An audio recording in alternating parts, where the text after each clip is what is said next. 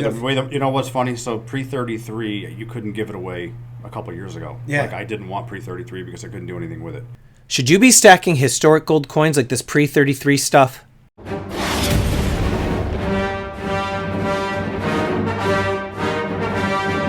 How you doing, everybody? Welcome to Empire Precious Metals. Stormy here. If you're new to the channel, I'm not a financial advisor. I'm a guy in a bucket talking about precious metals. So make sure you blast that subscribe button, get the bell notification clicked. That way you get updated with any new content.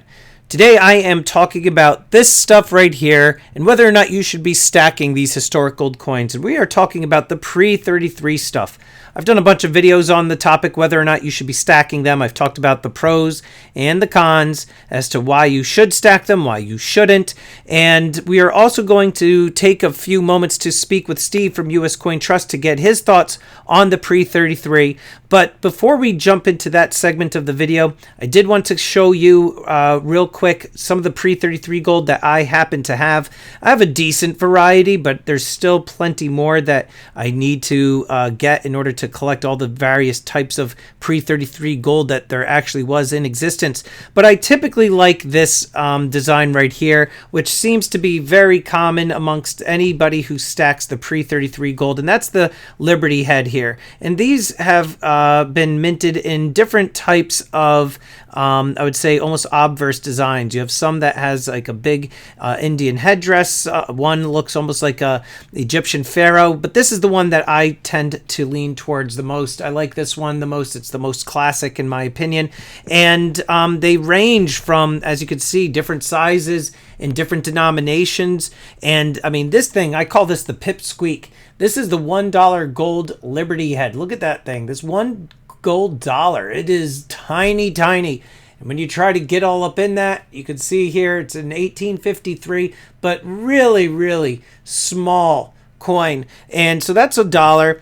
And then you've got the 250 here. And the 250, it's another really kind of cool coin, but this one you can see it's a little bit worn down. This one seems to probably have been circulated to some degree. Then you jump over here. This is kind of close to around like the 1/10 ounce. Then when you come over here, we're looking at the half eagles. These are the $5 coins, right? They're called half eagles. This was the quarter eagle down here. This is a half eagle. All right, and then over here we've got the full eagle. This is a, what do we got here? An 1885. All right, and this is a $10 gold coin. All right, so he says 10D. All right, this one looks also to have been a little bit circulated, but this one, beautiful. This is the double eagle. This is the big mamma jamma right there. Got good luster on that thing. Look at that. All right, this is the $20 gold eagle coin. This is close to 1 ounce of gold. When I say close to, it's got ridiculous numbers, decimals. It's like 0.9604389 whatever. It's close to 1 ounce. Okay, you got this one close to 1 ounce, close to a ½ ounce, close to a ¼ ounce, close to a tenth, and this is the pipsqueak. Why should you buy this stuff?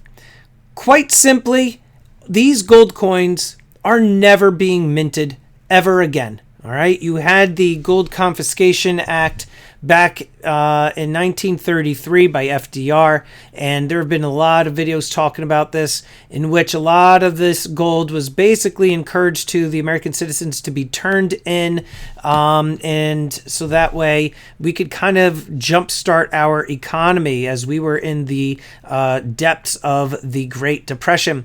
This gold here, you have to remember, again, it's not being minted anymore. It's historic. The supply of these is finite.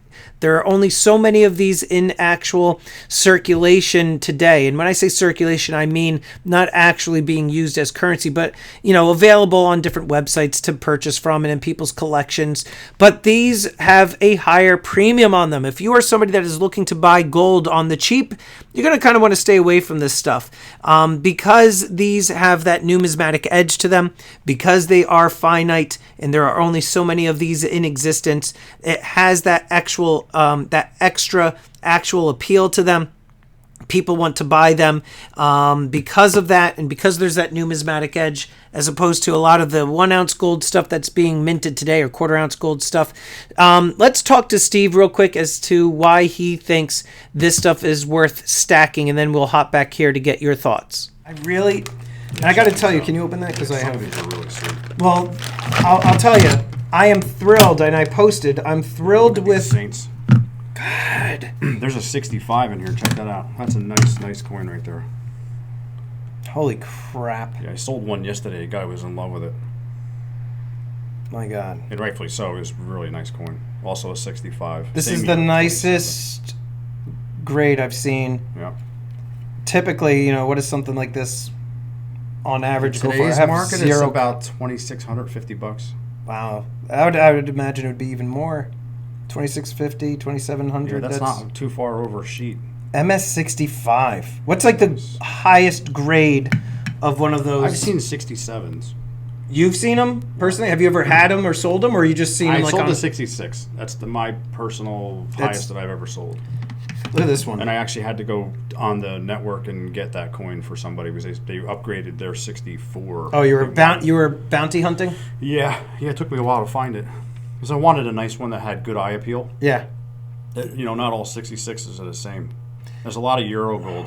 As a matter of fact, I cracked a $10 Indian out of the holder yesterday. Why? Because it was dirty. It was dark. It was Euro gold. It was not a pretty coin. It had no eye appeal, and it was AU58. So, what's Euro gold? Euro gold was when in 1933 they confiscated the gold. Many people sent their gold to Europe just to get it out of the country. Oh. So bags of pre-33 gold and then it went to Europe and sat in these sacks over there, and as a result, it got real dirty. Like if you see a dark coin, right, it's most likely it's a Euro gold. Oh wow! And then eventually it finds its way around. Most of that gold here. came back to the U.S. Huh. A lot of it came back. There's still bags of it over there, from what I understand. And so when you cracked it out, do you think because you might be able to resubmit it for better grade, or you just no? It just was. It didn't do any justice being in the holder. Gotcha. It just didn't. It was better off being out. You know me. I don't like the slabs. I personally, I like them in capsules, but the slabs, I think they make total sense. Number one, because people now they know it's authentic, and the cost of grading the coins, the time spent waiting on getting the coins. It's about 4 months right now. It's ridiculous. Yeah, so I've told people, listen, if you want to get stuff slabbed and graded, you might be better off just paying the extra amount for the ones that are already done. So like go to your local coin shop, come here if they want to get it that it's already done, instead of getting one hoping you get a good grade, sending it in, waiting, hoping that they don't screw it all up. Well, it's another thing too is right now their fees just went up, so that in itself I think it's going to drive the slabbed market up. So yeah, because it's just more expensive to get your coin slabbed. So therefore, I think the value of the coin is going to go up. It will. Definitely, it has to. I'm on the fence now with this one. I don't know. It keeps calling me. I got the one from you. Well, the nice thing is that's in a soap bar holder. It's an older holder. Right. So, that's an upgrade option, definitely. They were much tougher on the grading back in the days when they were using these slabs. I'm thinking about it. Actually, I was talking to a couple dealers last night about that. Look at that. These are so nice. And you know what's weird now is all hunks.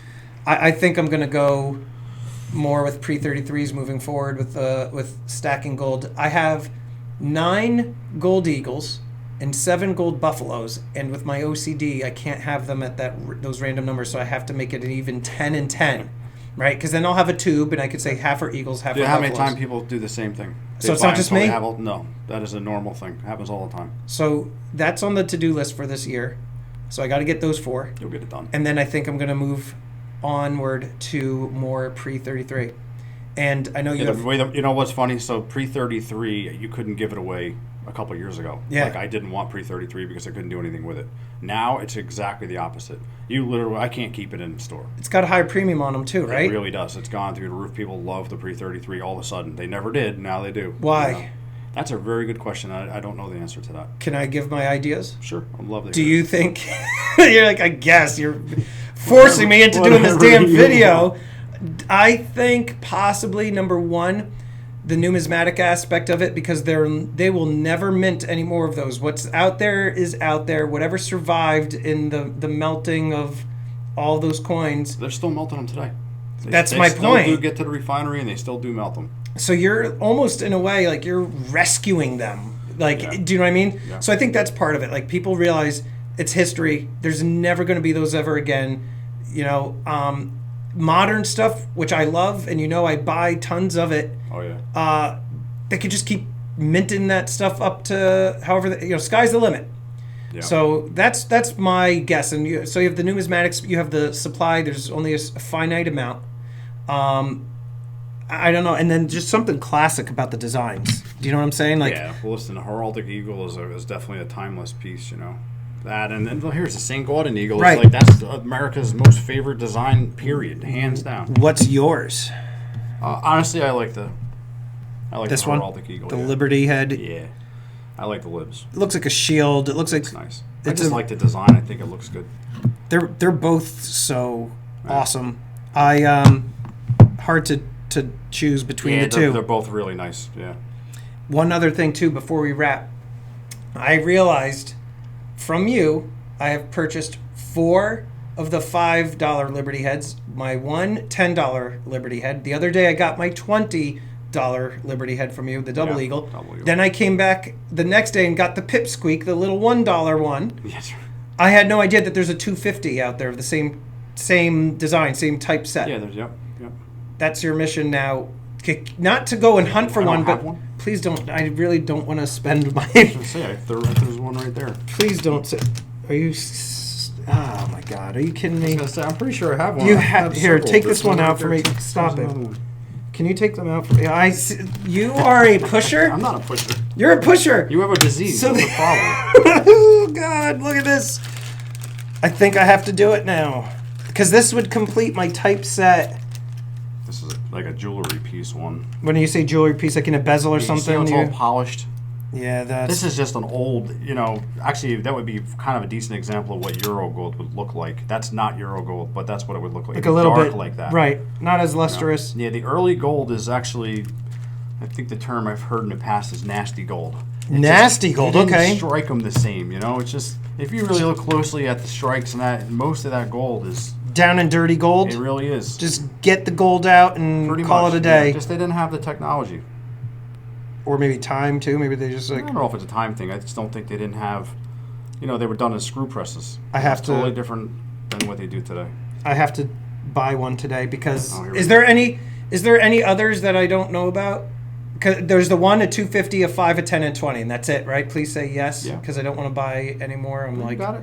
Okay, I'm going to have to buy one of those. We'll do the deal off video, but I'm going to go home with one of those. Awesome video today, buddy. I appreciate the time. And Anytime. We'll be doing another one of these real soon. He hit the nail on the head when it comes to he couldn't get rid of this stuff. Originally, I remember when I was first starting my stacking journey and I was buying some pre-33 gold really, really cheap in comparison to the, pure gold stuff that I am buying today. And I remember getting this stuff relatively cheaper. And now these have such a premium on them. These are a little bit more cost prohibitive. So I do recommend that you dabble in both worlds. I don't think it's a bad idea to have a little bit of a numismatic piece to your overall gold portfolio. This stuff, it increases in value due to the fact that, again, these are collected and sought after because they are historic and they are just absolutely beautiful. And like I said before in many other videos, it doesn't hurt to not have all of your eggs in one basket. So you definitely want to kind of vary up what your stack looks like. Have some of the 3 9s, 4 9s fine stuff, some of the modern stuff, but then consider buying some of this just to have that little bit of a numismatic edge, that little piece of collectability to your stack, so that way it appreciates more in value and doesn't have to necessarily stick so closely to spot like the newer stuff. This stuff will appreciate a little bit more than the bullion grade stuff because that stuff is really closely tied to spot price. So anyway, are you stacking this pre-33 gold, or do you think it's a tremendous waste of money? Let us know in the comments down below. And I would like to quickly thank these elite channel supporters. And if you haven't already become a channel member, please check out the awesome perks and join today. With that, this is Empire Precious Metals, Until next time, long live the empire.